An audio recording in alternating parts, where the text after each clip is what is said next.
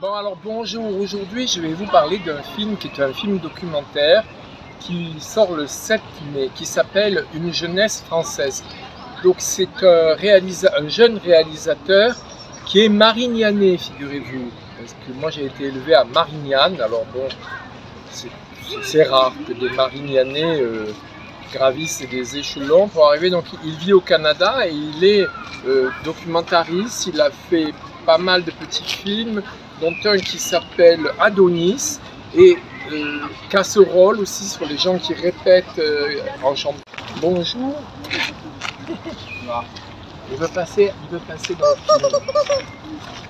Bon, alors, qui s'appelle Adonis, un autre Casserole sur des gens qui apprennent à chanter.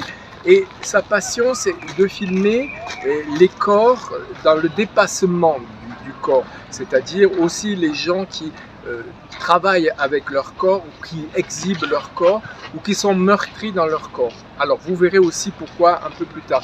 Alors il y a peut-être un brin de malice à avoir appelé ce film Une jeunesse française, parce que si l'on s'en souvient, c'est le livre que Pierre Péan avait écrit sur François Mitterrand et qui s'appelait Une jeunesse française et qui revenait sur la vie un petit peu romanesque, on va dire, de François Mitterrand. Voilà. Donc petite parenthèse, ce film-là se passe, disons qu'il se passe aux alentours de la Camargue et dans la Camargue. Il y a un sport et des traditions taurines qui sont toujours en pratique en Camargue et qu'on appelle la course libre. Alors les âmes sensibles, rassurez-vous, les animaux sont respectés. Ils ne sont pas mis à mort comme dans les corridas. Non, non, non. Donc le but, c'est un peu en souvenir de ce que l'on pratiquait autrefois en Grèce antique, par exemple, ou dans les pays où on avait le culte du soleil. Donc le taureau représente la force brute, la force animale, c'est presque un dieu. Et dans cette arène, il faut que les jeunes gens du pays, habillés tout en blanc, arrachent la cocarde qui est entre les deux cornes du taureau. Raseteur. On a un crochet dans la main et on essaye d'enlever les petits attributs qu'il y a sur la tête des taureaux. Il y a des gens qui misent sur cette cocarde selon la puissance du taureau et en fonction de ça, la somme qu'ils vont toucher quand ils ont arraché la cocarde sera plus ou moins élevée.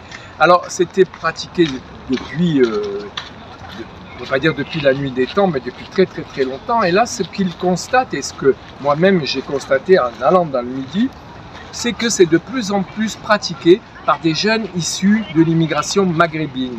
Et ces jeunes-là prouvent ainsi à la fois leur force virile, ce courage, parce qu'on reçoit beaucoup de coups de corne, et on peut en mourir aussi d'un coup de corne. Ça me fait penser à l'époque du gladiateur. Ces pierres ont vu des gens se battre pour leur vie. Et pratiquement 2000 ans après, rien n'a changé, quoi.